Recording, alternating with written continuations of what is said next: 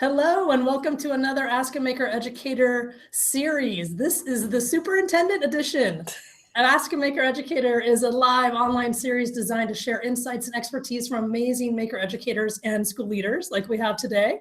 And so we try to help answer any questions and find potential solutions to those queries and challenges out there in maker education land.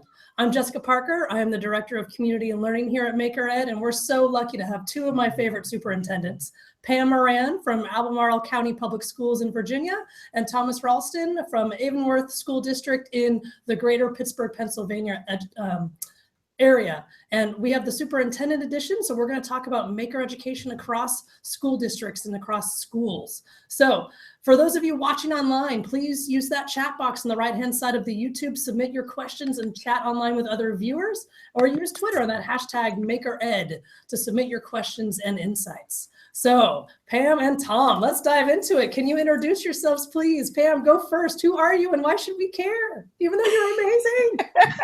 Oh, Jessica, I'm Pam Moran. I'm superintendent in Albemarle County Public Schools in Central Virginia. We are probably most famous because we have the home of Thomas Jefferson here in Albemarle County, and we surround the University of Virginia. But most importantly, we have 726 square miles, 26 schools, from small rural schools to suburban schools to middle class, and then our urban ring schools that are highly diverse. And one of the things that we really believe is important is that the work that we aspire to do with all of our young people, we believe is as relevant to the child that's growing up in rural agricultural Virginia as it is to a kid that's growing up in middle class suburbia, as it is to a kid that perhaps has just walked into our schools today, maybe coming out of our International Refugee Center that we also serve in our schools in the area where I live. And so we see maker work as being work for all students in all ways. Thanks so much, Pam, for being here. We so appreciate it. Tom, how about you? Talk to us from greater Pittsburgh, Pennsylvania area. Thanks, Jessica, and hello, Pam, and hello to all the viewers out there. Thanks for joining us this evening. I'm Tom Ralston, the superintendent at Avonworth School District. We're a small public school district located about 10 miles outside of Pittsburgh, just to the north. We have about 1,600 students from K to 12. I guess what makes Avonworth interesting, or one of the things that makes Avonworth interesting, is our mascot is the antelope. So we're one of the few school districts out there that has a prey instead of a predator as our mascot, and so we're very good at running and things like that, and eating grasses and nuts and things, but not very fierce. But I will say that Avonworth it's a wonderful school district, and it's in the heart of a great community. When you're here in Avonworth, you don't really feel like you're 10 minutes from the city. Folks in here in this district are entirely committed to supporting their kids and their education here. It's really interesting, and I think with Avonworth, thinking about how we've integrated maker education into our system, it's been very organic, and we have involved our parents along that path. So as we dipped our toes in maker education waters several years ago, we worked with the Children's Museum of Pittsburgh. They were a tremendous partner of ours, and such a great partner that, you know, it really grew to a sense of us involving parents and training them as makers as well. So that, to me, that really powered what we do. I see maker education as such an important part of what we do because it engages kids and makes them feel like their work is meaningful. I recently was speaking to one of our parents who was telling me about an interaction they had in their neighborhood with a lot of kids who were out and playing in the neighborhood, and there was one student in particular that this parent overheard the child talking about something the kids were doing, and they couldn't quite figure it out. And this one child said, "No, let's try it this way. Let's do it again. Let's try it this way. That didn't work, but we can do this, you know." And she said, "I know that child was in a certain classroom with a certain teacher who really has embraced maker education." She said, "I couldn't help but think that child is different than others because they have had this experience with maker education." Oh, thanks so much, Tom, for being here. This is going to be a wonderful discussion. All right, let's dive in. Instead of talking about school, we want to actually get personal. I hope you don't mind if we ask a question from the audience already. They're curious if you've had any formative experiences during your childhood that really shaped your philosophy of maker education. Anyone want to dive into that one? Sure.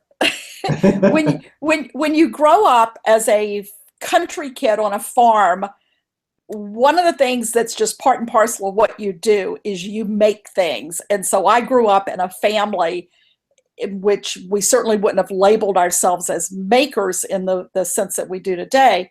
But everybody in my family was a maker. My mother was a seamstress, made almost all of my clothes when I was a child. My grandfather, there was nothing that he couldn't either take apart and fix and put back together again, or if he needed to build a chicken coop, he built a chicken coop. If he needed to build or make something that was related to his gardens, he would do that.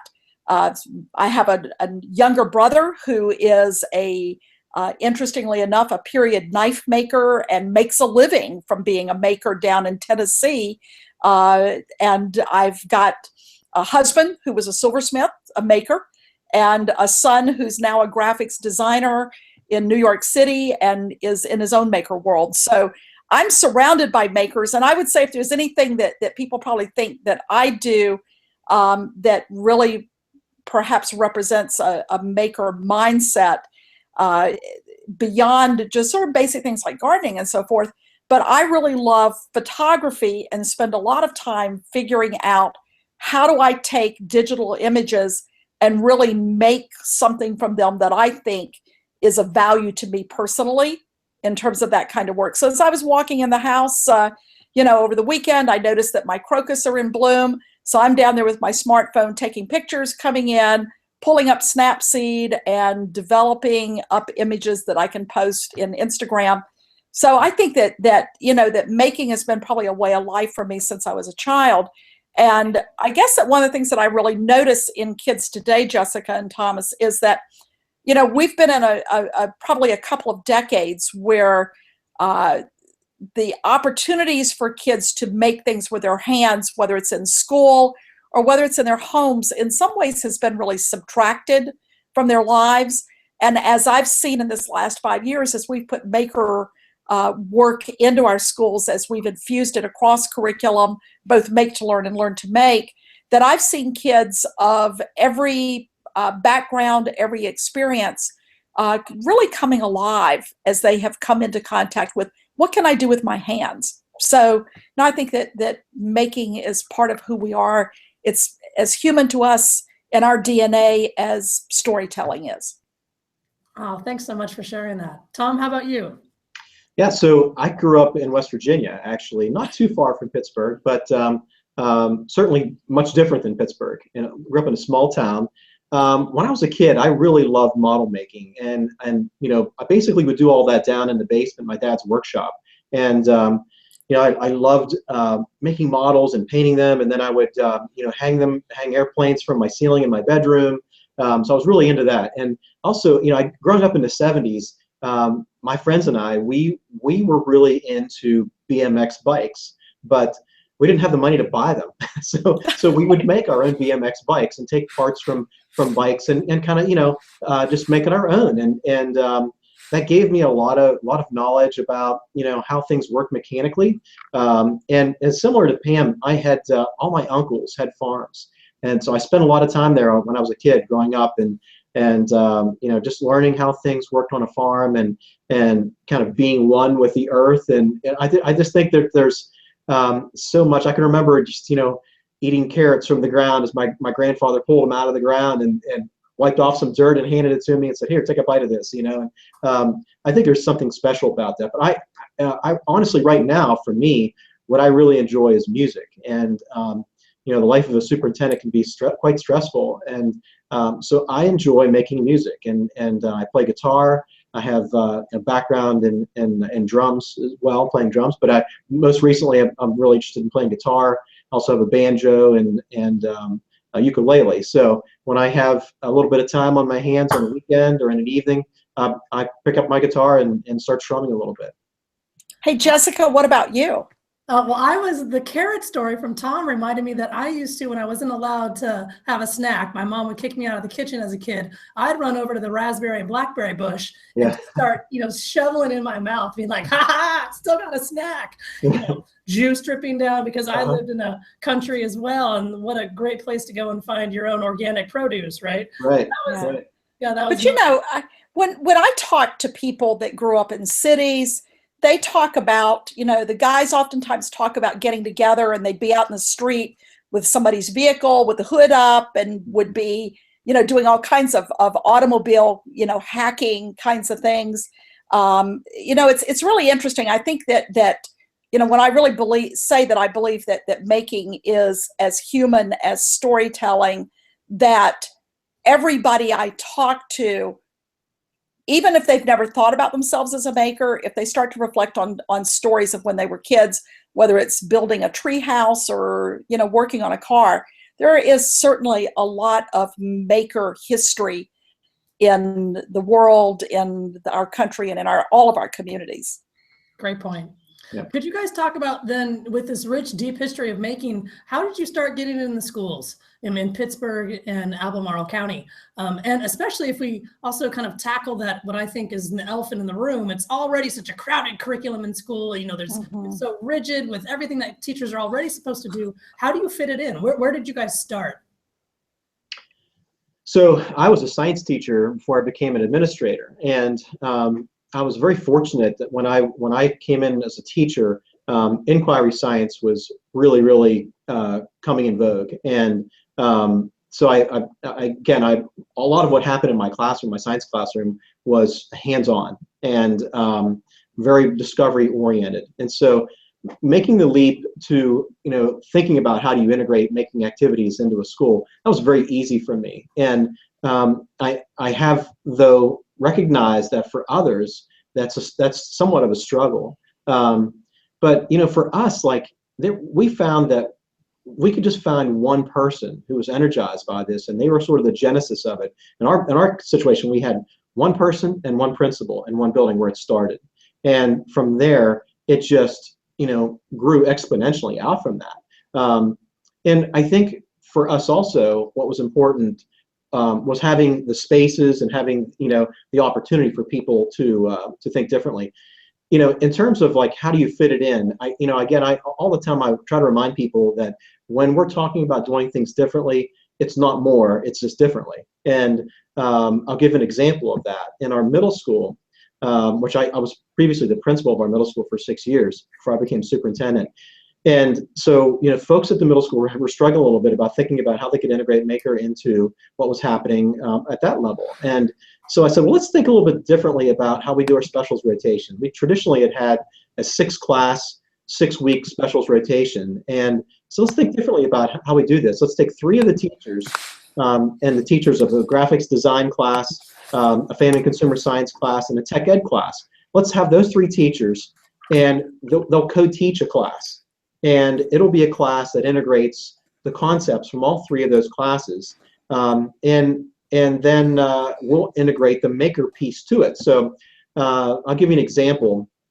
One of the projects that they do in that class, and it's called an innovation and design class. And so one of the projects they do in the beginning is they work on project teams, and they have to create a chocolate covered pretzel, and it's unique to them and their team. And so it incorporates the family consumer science concepts by creating this pretzel and thinking about the recipe and the design, and also what type of toppings you're going to have on it. And then the other piece of it for graphics design is the marketing piece. And so they have to think about how they're going to market and sell their pretzel. And the last piece for the tech ed piece is they design packaging. And we actually take that pretzel then, and we have a chocolate company that comes up and will basically give them good feedback on how they design their pretzels. We take the pretzel and we ship it to another school, and we get feedback from the school when it arrives there, whether it arrived broken or And one of my favorite parts of it is I get to taste test the pretzels, so I find out which are the best toppings and can give feedback to the kids from that too. So there's ways to do it where you're not necessarily feeling that you're adding something. It's just thinking of doing it differently. Great point. And I would say that One of the things, and it's kind of interesting because Thomas, when you were a kid, I was starting teaching as a science educator in middle school. So the audience probably didn't hear the earlier part about when I said I started teaching in 1975, that Tom was likely a pretty young kid. And he said, yeah, I was born in 1966. So you can figure it out. But the reality is that I believe that we have always had teachers who have a maker mindset in our schools, whether it's teachers that have brought art into the curriculum, teachers that have engaged kids through, whether it's a kind of a STEM connectivity in science before we were even calling it STEM, where kids were maybe making things that were project oriented. I think that, we've always had teachers in music that have invited kids in to consider, can you compose something? Can you write a song? Can you compose a piece maybe on your violin or your clarinet or whatever? Kids playing guitar. Those kinds of things have always been embedded in schools and oftentimes have been very informal. Around 2009, 10, I started attending to the concept of maker work outside of school and began to connect a little bit. Chad Ratliff, who works in Albemarle, who is, someone that's really had a great deal of influence inside the county in terms of supporting up teachers as makers. Ira Sokol, who started working with us and really saw libraries as a frontier for maker education, around 2009, 10, and then starting to really attend to Dale's work to try to take maker education into environments outside of schools.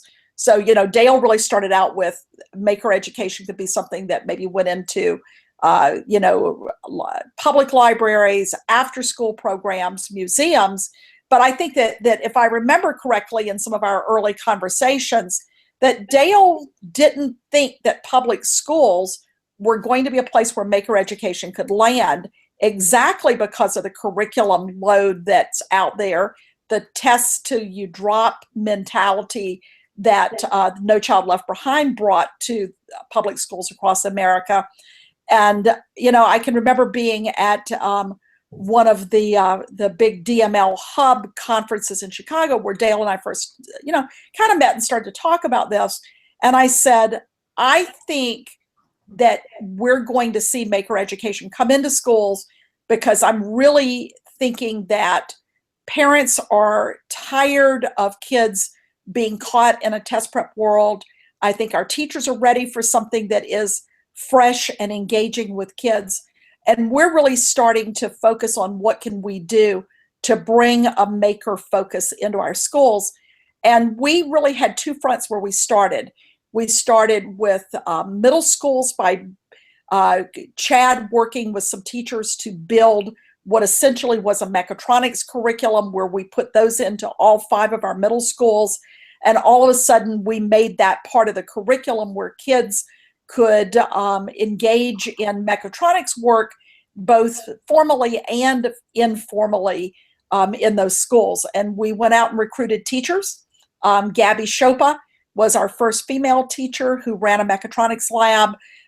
We had 5 teachers, very different perspectives, but really bringing together the concept of how do we integrate the concept of shop with more of a focus on things like integrating with 3D printing and other ways of kids creating and making with technologies, laser cutters and so forth.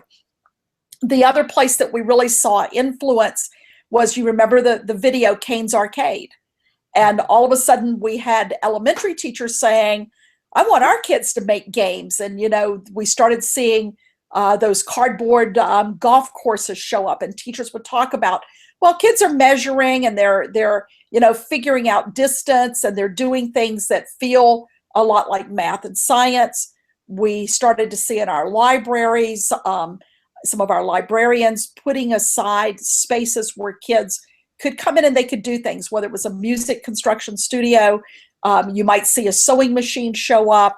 And all of a sudden, what we noticed is that we really had, in what I call our invention bucket, a lot of experiences across the system some that we were formally supporting, some that were informally evolving up. And the next thing I knew, it was as if the maker focus inside the system went viral. We also started taking teachers to the World's Fair at the New York Hall of Science and putting together some teams to go up. We sent some folks up to the Children's Museum in Chicago to look at the Maker Lab there. We connected with you guys, and it seemed like that what started out as what I would call our invention bucket work pretty quickly scaled across schools to what I would call innovation work, where people were tweaking it, playing around with it. And then the next thing I know, we are in a project that we call Design 2015, where we invited schools to basically develop a proposal for something that they thought would make a significant change in the way that they engaged kids in schools. And when those projects came in terms of proposals, and we started looking at, okay, what are people thinking they want to do? We had 7 themes that emerged. One of those themes was maker curriculum work. And so it became one of 7 pathways to transform learning. So it became very much a formal part of our strategic work. Today, while I would say that we have one foot still in the strategic bucket in terms of maker work, I would also describe it as being pretty operational in many of our schools, that it's just part and parcel of what kids do. It's just what, the kids have come to expect, parents really value, and that our teachers are just finding more and more ways to evolve up what you might consider to be a variety of different paths through making to the curriculum and beyond the curriculum. Great. Could you guys talk about maybe your top 2 benefits for students, for youth, based on making? If I have to put you on the spot, what are the 2 things that you would say to community members and parents, to the Dale Dohertys of the world? What are the 2 things? Go for it, Tom. Well, I think collaboration, for one. I just sat through, we have a partnership with Invention Land, which is a company that's located just north of Pittsburgh. And so our kids work on an idea, and they come up with an idea of a problem to solve. And so having the ability to collaborate with other kids, work through problems, come up with a solution, iterate, multiple designs to find out what works and what doesn't work. I think that is a great exercise for kids, and that's a skill that they're going to need for the rest of their life, no matter what they go into. So that would be the first. And I think one of the seconds is just being creative, like, having an outlet that engages you in school. And, I remember, oftentimes in the past, we would have, kids kind of in just sitting in study halls, for example. And that drove me crazy as an administrator, walking through a school building and seeing kids just not really engaged in anything. And now having these spaces in our high school that kids can just go down and tinker. We have some kids that are working on it. They're building their own computer. They're getting into robotics. And so they're so interested in the things that they're doing in class as part of a class. When they have free time, they want to spend more time in the space that is so engaging for them.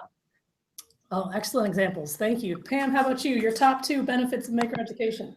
Wow. I think that number 1 is that maker education engages kids. And as I say, we have kids that have been disenfranchised, disenchanted, disconnected from schools for years and years.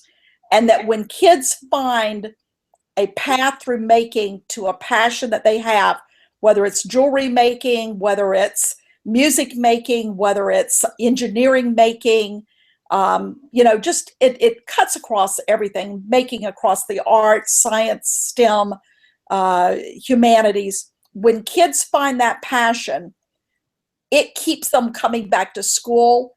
It gives them a reason to be in school, to be a part of a social community. So I would say absolutely number 1, kids become agents of their own learning. Their voice matters, and they find that they have influence. I just went this morning and had a great concrete example of it, that we have a group of 5th graders that are doing stream studies. So it's kind of a project-based learning focus in a 5th grade group at Crozet Elementary.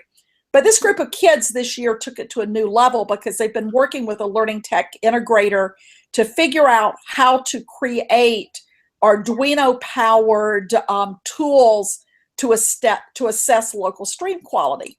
So this group of kids, they made their tools from scratch. And this morning they were at a high school with a AP Environmental Sciences class that's doing a similar project where they are making tools that are much more sophisticated than what the elementary kids did. But the elementary kids did a presentation to the high school kids on their stream studies project.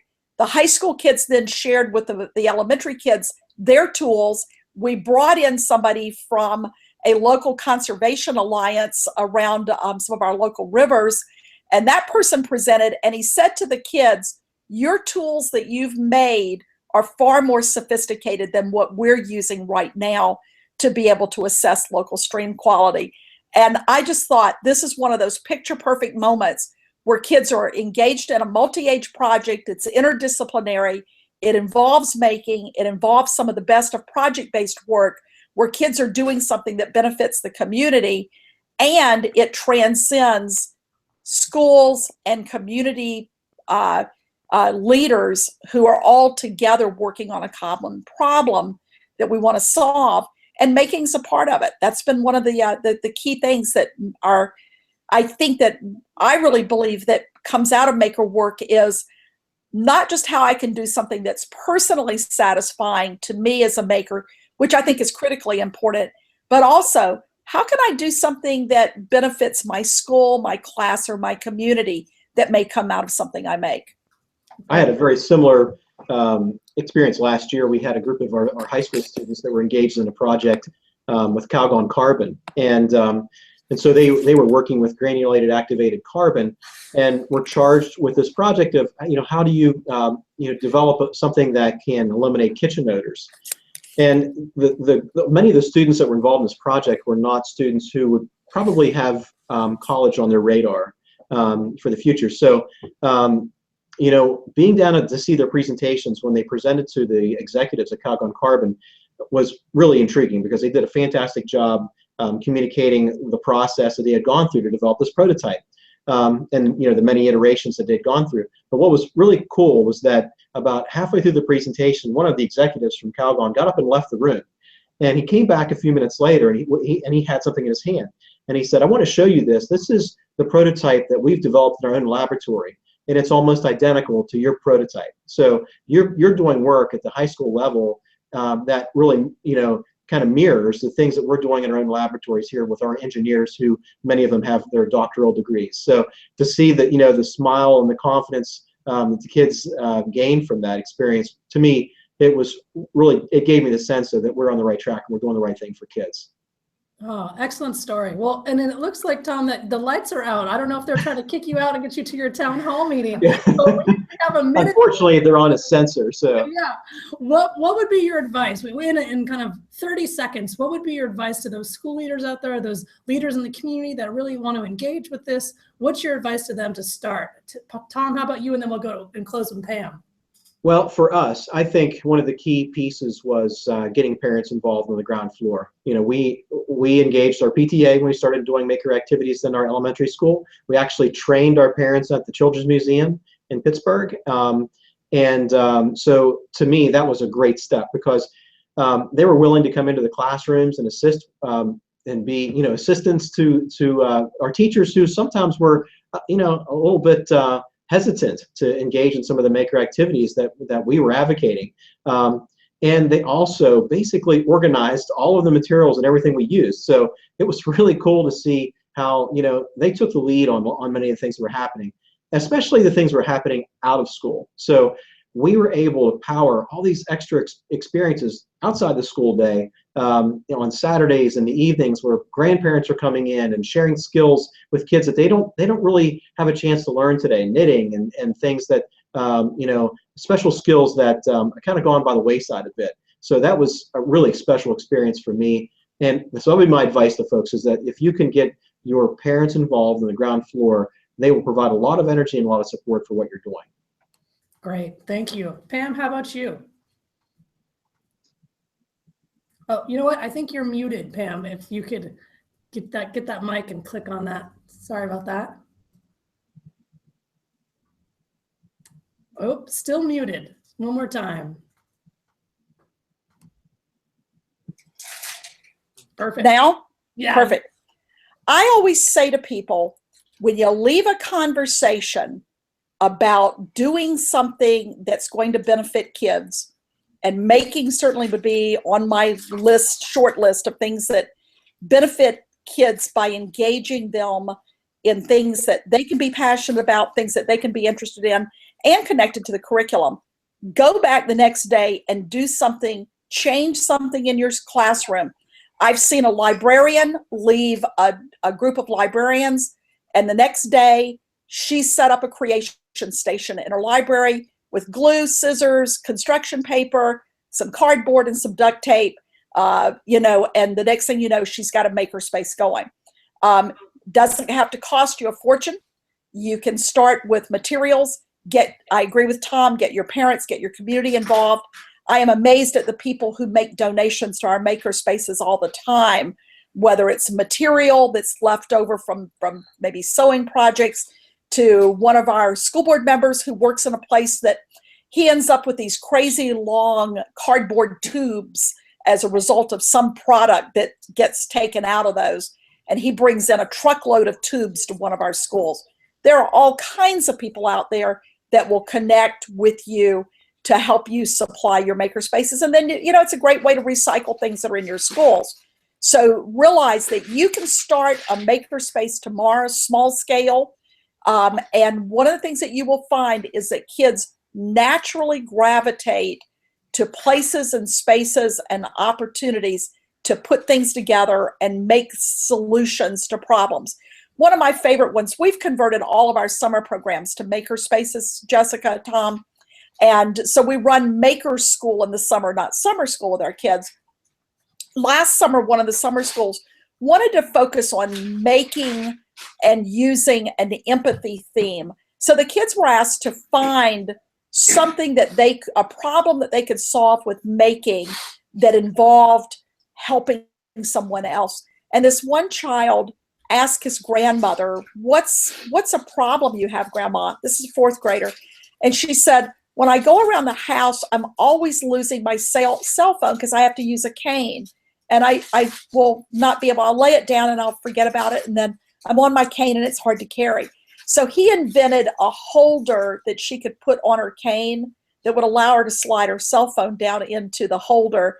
And then as she moved around the house, she always had her cell phone with her. And so I think about it's simple little things like that sometimes that kids can do that build something that's really important in them, because it says, I can have influence in other people's lives through making, not just my own. So think about the small steps you can take, not just the feeling like that you've got to fill up a space with expensive equipment to have a maker space. You can start small, aim small, and actually have big influence. A great way to end. What an awesome quote that we will retweet. We have a couple more questions, but you know what? We need to get Tom to his town hall meeting. I'm sure, Pam, you need to rest before your big other evening event you have as superintendent. So I hope you don't mind if we tweet out those questions to you and you can respond when you have time. I know your schedules are super busy. So thanks so much to Pam Moran and Tom Ralston for joining us tonight. And thanks, Tom, great to see you. Jessica, great to see you. And Likewise, enjoy Pam, your good to see evenings. you. yes, Thanks, enjoy, Jessica. guys. We'll see you next Wednesday at 4 p.m. with Marcos Navis from New Jersey, and he's going to talk about hands-on coding. So all of you out there, happy making, happy maker education, and we will see you next week. Thanks again to Pam and Tom. Have a good night.